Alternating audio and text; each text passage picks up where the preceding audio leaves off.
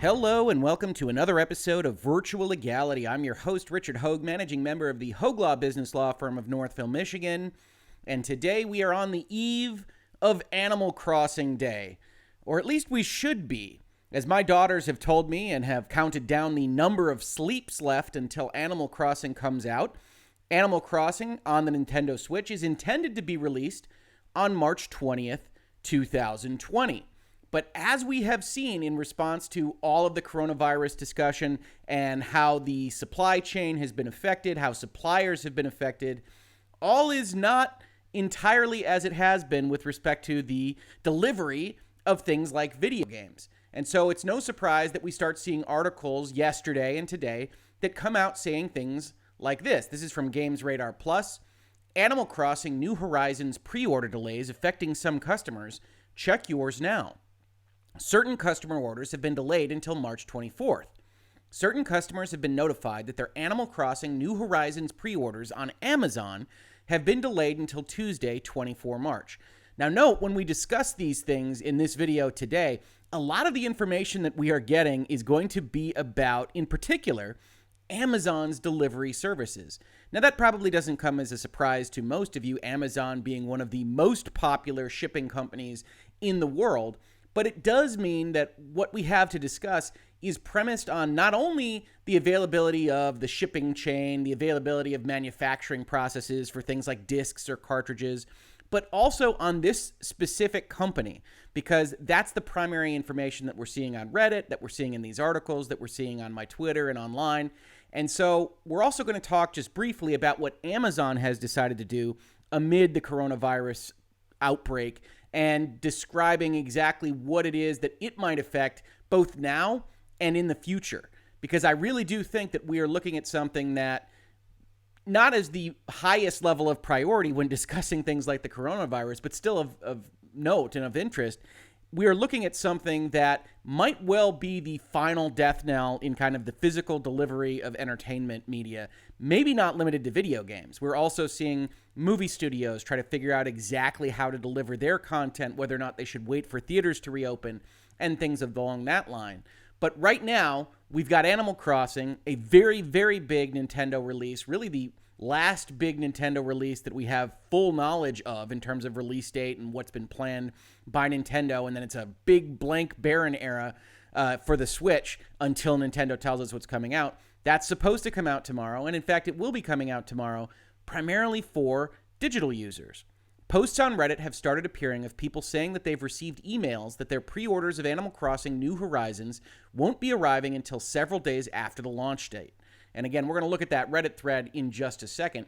But yeah, I saw this all across my timeline yesterday and into today. I've seen people that are very, very positive about Nintendo and their products, like Stealth40K here, who I follow, and is regularly talking about Nintendo, saying, Amazon delayed the shipment of my copy of Animal Crossing New Horizons to Tuesday. I'm disappointed, but there are much larger problems than this going on, so I guess I'll have to wait a few more days. But look at his follow-on tweet. Thank you all for suggesting I just go digital on this one. I likely will, but I really wanted to add the physical edition to my Animal Crossing game collection. It will feel weird not to see it on my shelf. Crazy times call for crazy solutions. And indeed they do, although digital has been becoming less and less crazy as the generations have gone on. And I do think that with folks facing these kinds of issues, with Amazon and other shipping companies, I think rightly prioritizing things like groceries and medical supplies over things like video games, even as I have stated in this space in Virtual Legality how important those kinds of entertainment and pop culture items are, especially when facing distancing and isolation. I do think food is more important, and so Amazon should be making sure to get those kinds of things out, that you have people that wouldn't regularly buy digital looking at it as a new option. If we look at the Reddit thread, I just got a notification from Amazon letting me know it's pushing back my AC delivery until Tuesday. That seems to be what Amazon has told a lot of its people. Looks like I'm not the only one, so I'm changing this flare to news. It seems that a lot of people here and on the Animal Crossing Reddit are also getting their delivery pushed. The only advice I can tell people is that if you really can't wait, download the eShop version instead of risking going out due to COVID-19, coronavirus. And if you've been following Nintendo and if you've been following their eShop page that shows exactly what's popular in that space, Animal Crossing has been number 1, number 2, or number 3 on the top row of things that people have been purchasing for at least the last month, which is a surprise, right? Because it doesn't come out until tomorrow. But people are very, very excited about this product. And Animal Crossing in particular, as a product, is one of those games that I think even people that really like physical versions of products can look at and say, yeah, I probably want that digitally on my system so I don't have to mess with cartridges, I can't lose it and things like that, because it is the type of game that you regularly go back to. Animal Crossing, if you aren't familiar with it, is a game that kind of features a clock in real time, and somebody tells you to come back tomorrow to do something, they mean tomorrow. You come back and you visit that stork that is talking to you about collecting acorns for him tomorrow, and that's not in-game time, but that's actually in your real life. And so I think a lot of people probably looked at that and said, yeah, Animal Crossing will just sit on my Switch desktop, and I will have that digitally so I don't have to worry about finding it when I want to play it. So it's no surprise that it's that popular digitally. What is a bit of a surprise is that with this physical pushback, I think people that are really excited about it, which would tend to be the class of people that pre-ordered it, are likely to start to look at the eShop as a viable alternative and maybe then find it to be more to their liking than they would have otherwise assumed. Similarly, Animal Crossing is not the only game that is of excitement in the next couple of weeks while we're all on quarantine, at least in the United States. The other main game that I know I'm excited about, some of my daughters express excitement about that sometimes, is Final Fantasy VII Remake, which issued a notice yesterday that said, due to the extraordinary circumstances the world is facing with the COVID-19 pandemic, we want to update you on how this will impact the forthcoming release of Final Fantasy VII Remake. Our priority is the well-being and safety of our fans and customers, taking into account regional government and World Health Organization advice. The worldwide release of Final Fantasy VII Remake on April 10th will go ahead. However, with the unforeseeable changes in the distribution and retail landscape, which varies across countries, it is increasingly likely that some of you will not get hold of your copy of the game on the release date. Now, backing up a step from this statement, we're going to look at the second half of this statement in just a second. One of the things that has been a continuing thorn in the side of people that are ready to fully adopt digital as the delivery mechanism for really all of their media, but especially in this conversation, video games, is that the contracts, the relationship with physical stores, the Best Buys, the GameStops, the Targets of the world, have prevented gaming companies from being more agile on release dates. Animal Crossing has been a pre-order top 1, 2, or 3 for the last month, and it downloaded onto everybody's Switches that pre-ordered it weeks ago. But it hasn't been available to be released because of contracts and relationships that Nintendo and any other publisher, this isn't limited to Nintendo, has with those retailers that want to sell it physically. And because of that, because you need to use planes and trains and trucks and everything else to actually make discs and move them, make cartridges and move them, you have this kind of tail period where digitally you could have it sitting on your Xbox or Nintendo Switch or PlayStation, but it can't be made available to you physically, and it can't be made available to you on that digital space until those discs or cartridges can make their ways to various storefronts. Now, what coronavirus appears to have done here is said, okay, because this is a situation where it's out of our control, we've used our commercially reasonable best efforts, as a lawyer like myself might be inclined to say in a contract setting, to get them to you, and it just didn't happen because of manufacturing issues or shipping issues or government lockdowns of borders and things along those lines. We're still going to release it on the date that we plan digitally, and you will get it when you get it physically. And we apologize for that, GameStop. We apologize for that, Best Buy. We apologize for that to you folks who are trying to buy it directly from either Amazon or maybe our own store. But we need to get this thing out. The people that want it digitally can still get it. And what you see with something like this, which is a sea change, right, which is a significant event that the world hasn't seen before, is that you get people re-examining their contract relationships because of the contract terms that are in there. I might yet do an episode of Virtual Legality on acts of God, or what we might call force majeure provisions, which allow contract parties to essentially ignore certain amounts of their rights and obligations under a contract if they are prevented from doing something outside of their control. That something like an earthquake or a meteor happened, or in this case, an epidemic or a pandemic, allows them to get out of certain contractual commitments. And I think that's kind of what you are seeing here. Of course, the real politic of the situation, the actual optics of the situation are such that if GameStop or Best Buy or Target wanted to stop digital players from playing this game because they don't have their copies yet in their stores, that would probably be perceived very poorly if Square or whomever went out and said, we'd love to let you play it digitally. It's all done. It's sitting on your PlayStation, but you can't play it because Best Buy won't let you until the trucks get there, which may be in 2 months. And so I don't think this is a situation that is exactly analogous to normal contract negotiations that'll happen in the future once this is all passed over. But it is still useful because people are going to experience a digital landscape that maybe they haven't used before, that they always buy physical, they're going to buy digital, and they're going to see that they like it. Or maybe they don't. But either way, they're going to be exposed to the ecosystem in a way that maybe they wouldn't have been if they were just proceeding as normal without this virus. Continuing and finishing up their statement, Square Enix says, we are monitoring the situation on a daily basis and working with our partners, retailers, and Square Enix teams across Europe and the Americas to do everything we can to ensure as many of you as possible can play the game on April 10th. We want to keep you updated ahead of the release and intend to post again this Friday, March 20th, tomorrow, with any further news, so please stay tuned to our official channels. For any other questions regarding the release, please contact our Square Enix store customer service teams or your relevant retailer for more information on availability in your region. And I would strongly suspect if you ordered it from somebody like Amazon, you're not going to get a straight answer right now, not because of any fault of theirs, but because they don't have an answer to give you. April 10th is still 20 days away from now. And while that might not seem like a long time in the lifespan of our lives, it is very much a long time in this particular 4, 5, 6 week period. It seems hard to believe, but E3 was still on as of 10 days ago. All of these things were still on as of 10 days ago. Things are moving rapidly. It's a very fluid situation, and people are reacting on an almost daily basis to changes in the news and changes in their ability to meet their contract conditions and to get things like a Final Fantasy VII Remake video game out to the people that want to purchase it.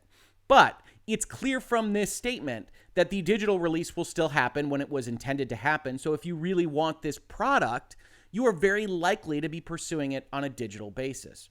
And again, I think one of the things that we have to focus on here is Amazon, right? If you didn't see it, a couple of days ago, Amazon released a statement to sellers that kind of got leaked around. This wasn't an official statement as far as I can tell to the public, but Amazon sent a statement to its partners, its partner sellers that use its warehouses to ship things to people that buy them from Amazon or otherwise buy them direct, and Amazon helps fulfill their shipping needs. And it said, Amazon will only receive vital supplies at its US and UK and other European warehouses until April 5th, its latest move to free up inventory space for medical and household goods in high demand as a result of the coronavirus outbreak.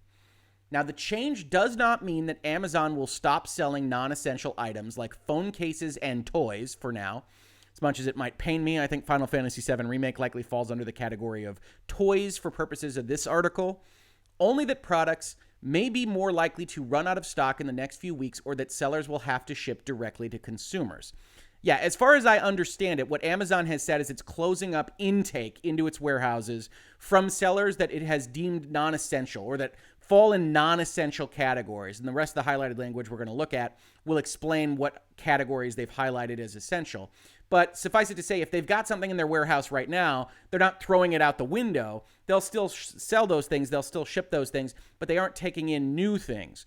And my best bet is that Square Enix, Final Fantasy VII Remake, now due April 10th, maybe hasn't shipped things to Amazon at this point in time. Amazon doesn't have those things, and it's not going to be helping fulfill that shipping need for that particular product. And so Square Enix is aware of that, and they're figuring out how to deal with it. They want most people to play on April 10th, but things are going to happen between now and then, and nobody knows quite what. Amazon defines several categories as essential products that can continue shipping, including baby products, sure, health and household items, absolutely, beauty and personal care, grocery, Industrial and scientific, which if you go and you look at Amazon, includes things like respirators and masks, and pet supplies. Books are included as well. Books being the only one there that doesn't seem essential based on what they've actually described there, which are things like personal care. They're things like food and taking care of pets and babies and things along those lines. I love books. Books are necessary. I want to see Amazon ship books, but it's a little bit of a surprise to see them added on there. And it wouldn't surprise me if in the actual statement they were separated out a little bit because of how this sentence is structured. They don't appear to be included in the vital categories listing. But either way, what you don't see there is video games.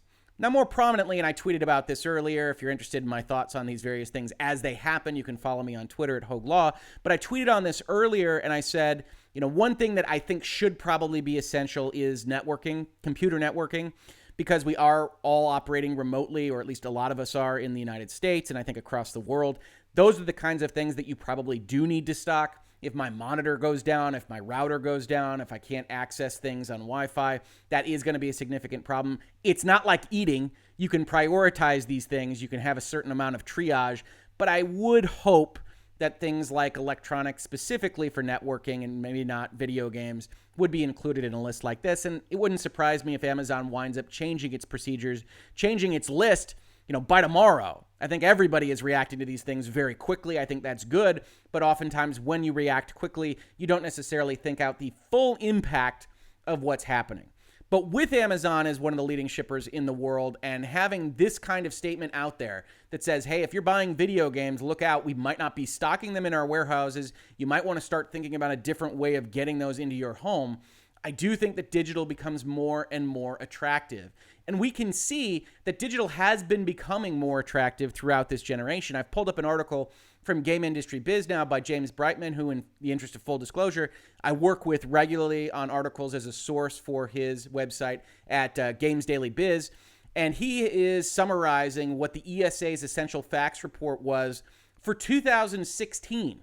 Now, that's years ago, right? And I went, as part of this video, to go to the ESA website to get a more new version of their annual report, and their entire website is down. I couldn't tell you why exactly, but they are not available. I couldn't find their annual report. I couldn't even get their main website up and running. So what we can see here in this older report, and I've got another bit of statistics to show you that would appear to align with this, is that digital sales had taken over a lot of the U.S. game market. It says, while physical format sales are steadily declining, the total picture for the U.S. games industry is actually quite positive, with overall sales climbing each year since 2010, when the industry totaled only $17.5 billion. Digital has been accounting for a bigger and bigger portion of the sales total each year, and in 2016, that portion was 74%, including full game digital download, subscriptions, DLC, mobile, and social. Now, you're looking at this and you're saying, Rick, I don't believe that digital sales for the game market is 74%. And I think one of the issues that we have when we look at statistics for video gaming, and there's no really great way to kind of separate this out, is that it now includes a very, very robust sector in mobile gaming that I don't know that a lot of us that are dealing with just talking about consoles, talking about PC games, talking about long-form content, often with a narrative kind of incline, always take into account as part of the gaming industry. And mobile, as you might have imagined, is all digital. So everything that anybody buys on their phone is going to count as digital sales. So one of the things that you have to take into account here is when you see it say 74%, or as we look at this chart, which seems to line up with that 74% in 2016, and so likely comes from the same source, is that mobile is taking it over as much as gaming is taking over digital. That the absolute proliferation of mobile phones is part of this story as much as the PlayStation Network or Xbox Live or the Nintendo eShop or even Steam. But that being taken into account, you still have this huge kind of shift from 2009 to 2018 that shows that now, in the last couple years, we're really starting to get into those numbers where almost every bit of video game content is bought digitally. Now, these percentages don't just include mobile, they'll also include things like Fortnite skins. And as we know, Fortnite has been driving a lot of revenue in video games, as it has the rest of the Battle Royale genre, whether you're playing Apex Legends or something else along those lines. And so we've got a lot of free-to-play, we've got a lot of mobile, this doesn't tell the whole story for what we might consider full price premium games and whether you buy them on the eShop or you buy them physically. But we can assume that that is probably significantly closer to 50-50, if not more physical than digital, just based on the fact that 83% includes all of those categories that aren't in that premium full-priced game sales quadrant. That all being said, when you've got a situation like this, I do think it's the kind of thing where people are going to start looking at whether or not they can have a digital version of a game, whether or not they are comfortable with putting something like their credit card or their PayPal information into the Nintendo eShop and getting a digital version of Animal Crossing, or in the PlayStation Network and getting a digital version of Final Fantasy VII Remake.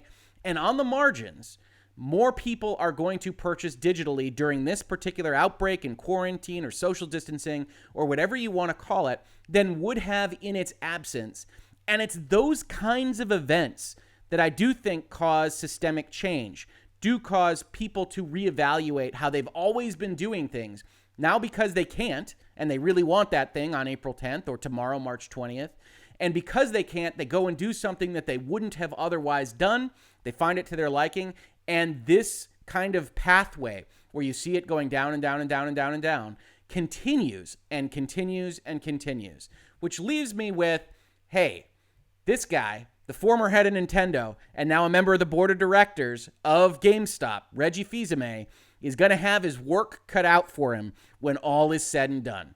And hey, maybe I'll talk about the board of directors and GameStop and what prevention mechanisms they are using in their stores on another Virtual Legality very, very, very soon. This has been Virtual Legality for today. If you enjoyed this episode, please like, please subscribe, please share it around with anybody that you think might be interested, whether you're on that Reddit thread or Reset Era or NeoGAF or wherever else you might find yourself. Otherwise, if you caught this on YouTube, thank you so much for watching. And if you listened to it in its podcast form, thank you so much for listening. And I will catch you on the very next episode of Virtual Legality. Virtual Legality is a YouTube video series with audio podcast versions presented as commentary and for education and entertainment purposes only. It does not constitute legal advice and does not create an attorney-client relationship. If you have legal questions about the topics discussed, please consult your own legal counsel.